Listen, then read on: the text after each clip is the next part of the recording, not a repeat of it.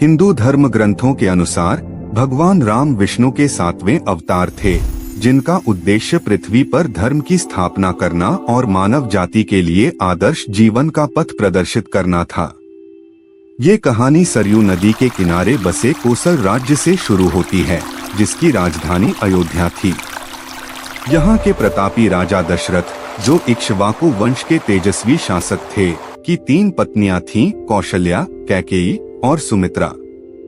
संतान न होने के कारण उन्हें हमेशा उत्तराधिकारी की चिंता सताती थी। तब वहाँ के जाने माने ऋषि वशिष्ठ के परामर्श पर उन्होंने पुत्र कामिष्टि यज्ञ करवाया। इस यज्ञ के परिणामस्वरूप उन्हें 4 तेजस्वी पुत्र प्राप्त हुए। कौशल्या से राम, कैकेयी से भरत और सुमित्रा से लक्ष्मण तथा शत्रुघ्न का जन्म हुआ। आगे चलकर सभी राजकुमार शस्त्रों और युद्ध कला में पारंगत हुए। लगभग 16 वर्ष की आयु में ऋषि विश्वामित्र राक्षसों के विरुद्ध सहायता मांगने राजा दशरथ के पास आए। उनके यज्ञ में विघ्न डालने वाले राक्षसों का नाश करने के लिए उन्होंने राम और लक्ष्मण को अपने साथ भेजने का आग्रह किया। पिता की आज्ञा मानकर दोनों भाई ऋषि के साथ गए और राक्षसी ताड़का सहित कई असुरों का वध करने में सफल रहे। प्रसन्न होकर विश्वामित्र ने उन्हें कई दिव्य अस्त्र शस्त्र प्रदान किए। यात्रा के दौरान वे मिथिला पहुँचे, जहाँ के राजा जनक थे। राजा जनक को हल चलाते समय धरती से एक कन्या प्राप्त हुई थी, जिसे उन्होंने सीता नाम दिया। सीता के विवाह के लिए राजा जनक ने एक स्वयंवर आयोजित किया। शर्त यह थी कि जो कोई भगवान शिव के धनुष को उठाकर उस पर प्रत्यंचा चढ़ा देगा, उसी के साथ सीता का विवाह होगा। कई शूरवीरों ने प्रयास किया, लेकिन धनुष को हिला भी न सके। जब श्री राम की बारी आई, जय श्री राम, तो उन्होंने सहजता से धनुष उठा लिया और प्रत्यंचा चढ़ाते समय वह टूट गया। इस प्रकार श्री राम और सीता का विवाह संपन्न हुआ। साथ ही लक्ष्मण का विवाह सीता की बहन उर्मिला से और भरत तथा शत्रुघ्न का विवाह राजा जनक के छोटे भाई की पुत्रियों मांडवी और श्रुतकीर्ति से हुआ। जब भगवान श्री राम द्वारा शिवधनुष तोड़े जाने की घटना की सूचना जब भगवान परशुराम तक पहुंची, तो वे अत्यंत क्रोधित होकर मिथिला की सभा में आए। वहां पहुंचकर उन्होंने श्री राम को कठोर वचनों में संबोधित किया और उन्हें अपमानित करने लगे। यह देखकर लक्ष्मण जी से सहा नहीं गया और वे परशुराम से व्यंग्यपूर्वक कटु वचन कहने लगे। सभा में कुछ समय तक परशुराम और श्री राम के बीच तीखी बहस होती रही। अंततः भगवान श्री राम ने अपने विनम्र और ज्ञानपूर्ण वचनों से परशुराम के क्रोध को शांत कर दिया। उन्होंने अपने दिव्य स्वरूप का संकेत दिया। तब परशुराम ने समझ लिया कि यह स्वयं विष्णु के अवतार हैं। उन्होंने श्री राम को आशीर्वाद दिया और वहां से प्रस्थान कर गए। भगवान परशुराम स्वयं भी भगवान विष्णु के एक अवतार माने जाते हैं। इस प्रकार भगवान श्री राम का विवाह संपन्न हुआ और उनका गौरव एवं यश चारों दिशाओं में फैल गया। अयोध्या लौटने पर श्री राम के राज्याभिषेक की तैयारियां शुरू हुईं, लेकिन यह खुशी क्षणिक थी। श्री राम की सौतेली मां कैकेयी ने अपनी दासी मंथरा के बहकावे में आकर राजा दशरथ से अपने 2 पुराने वरदान मांगे। पहले वरदान में उन्होंने अपने पुत्र भरत के लिए अयोध्या का सिंहासन और दूसरे में श्री राम के लिए 14 वर्ष का वनवास मांगा। श्री राम ने इसे पिता की आज्ञा और कैकेयी का आशीर्वाद मानते हुए सहर्ष स्वीकार किया। सीता और लक्ष्मण के साथ वे वनवास के लिए निकल पड़े। पुत्र वियोग में राजा दशरथ ने प्राण त्याग दिए। भरत को जब इस षड्यंत्र का पता चला, तो उन्होंने राजगद्दी लेने से इनकार कर दिया और श्री राम को वापस लाने के लिए वन पहुँचे। श्री राम ने पिता का वचन न तोड़ने की बात कहकर लौटने से मना कर दिया। तब भरत उनकी चरण पादुकाएं, खड़ाऊ लेकर लौटे और उन्हें सिंहासन पर रखकर एक सेवक की तरह 14 वर्षों तक राजकाज चलाया। वनवास के दौरान राम, सीता और लक्ष्मण पंचवटी में एक कुटिया बनाकर रहते थे।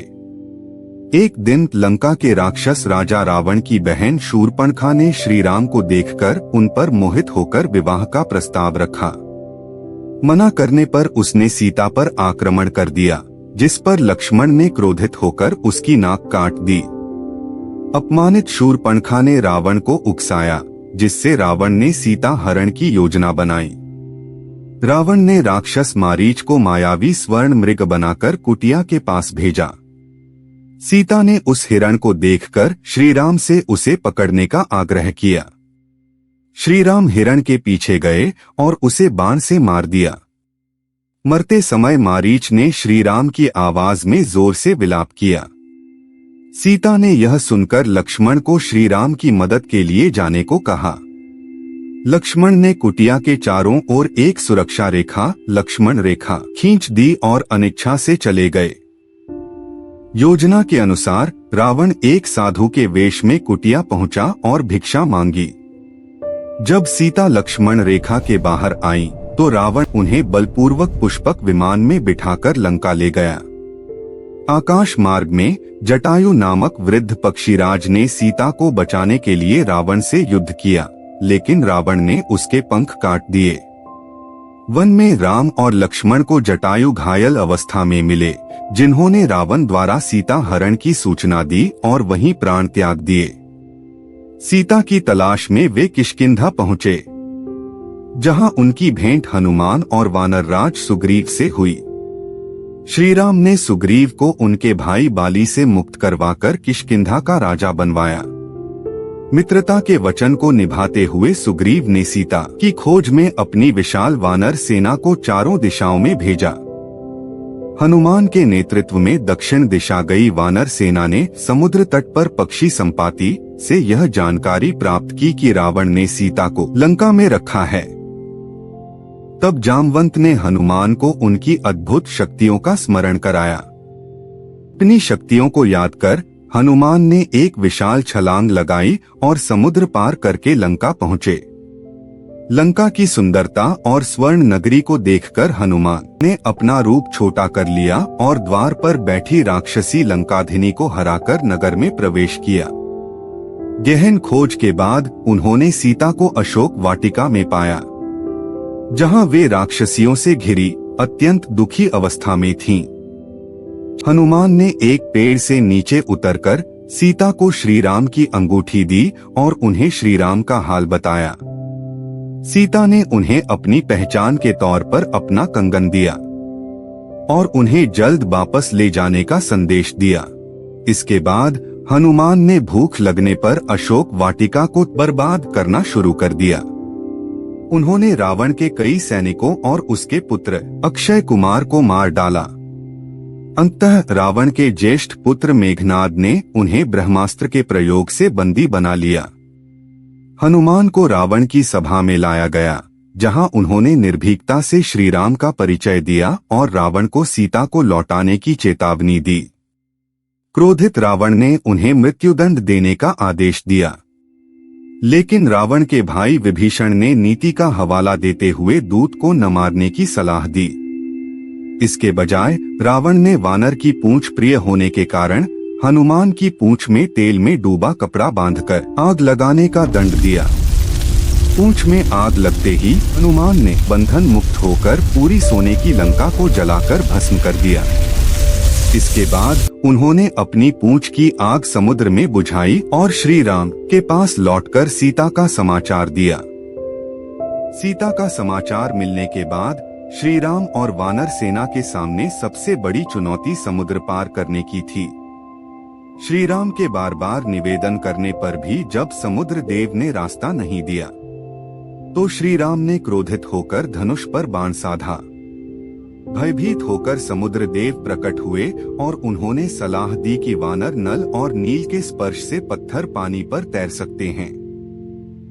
नल और नील ने पत्थरों पर राम नाम लिखकर समुद्र में फेंकना शुरू किया, जिससे एक विशाल सेतु राम सेतु का निर्माण हुआ और पूरी सेना ने समुद्र पार कर लंका के किनारे डेरा डाला। इस बीच रावण के धर्मपरायण भाई विभीषण ने अंतिम बार रावण को समझाया, पर अपमानित होकर वे श्री राम की शरण में आ गए। श्री राम ने उन्हें स्वीकार किया और उन्हें लंका का भावी राजा घोषित किया। अंतिम शांति दूत के रूप में श्री राम ने अंगद को रावण की सभा में भेजा, जहां अंगद ने अपने पैर को उठाकर चुनौती दी कि यदि कोई भी योद्धा उनका पैर हटा देगा तो श्री राम की सेना वापस लौट जाएगी। रावण सहित कोई भी योद्धा अंगद का पैर हिला न सका। एक बार मेघनाद के शक्ति बाण से लक्ष्मण मूर्छित हो गए, तब हनुमान संजीवनी बूटी लाने के लिए पूरा द्रोणागिरी पर्वत ही उठा लाए थे। लंका की धरती जल रही थी, आकाश में तीरों की वर्षा हो रही थी, हर दिशा में युद्ध का शंखनाद गूंज रहा था। अचानक इंद्रजीत रणभूमि में उतरा, अग्निबाणों की वर्षा करते हुए। उसके हर वार से आकाश लाल हो उठा, पर लक्ष्मण ने अपने दिव्य बाण साधे। एक तेज चमक और इंद्रजीत भूमि पर गिर पड़ा। लंका सन्नाटे में डूब गई। अब रण में उतरा विशाल कुंभकर्ण, पर्वत सा शरीर, हर कदम पर धरती कांप उठी। श्री राम ने धनुष उठाया, 1, 2, 3 बाण। हर बाण ने कुंभकर्ण के शरीर को चीर दिया। आखिरकार चौथा दिव्य बाण सीधा हृदय में लगा और वह विशाल योद्धा गर्जना के साथ धरती पर गिर पड़ा। अब समय था अंतिम युद्ध का। रावण 10 मुखों से हंसता हुआ रथ पर खड़ा होकर हजारों बाण चलाता है। राम और रावण के बाण टकराते हैं, आकाश में आग की लपटें उठती हैं। फिर श्री राम ने एक बाण उठाया, प्रणाम किया और छोड़ा।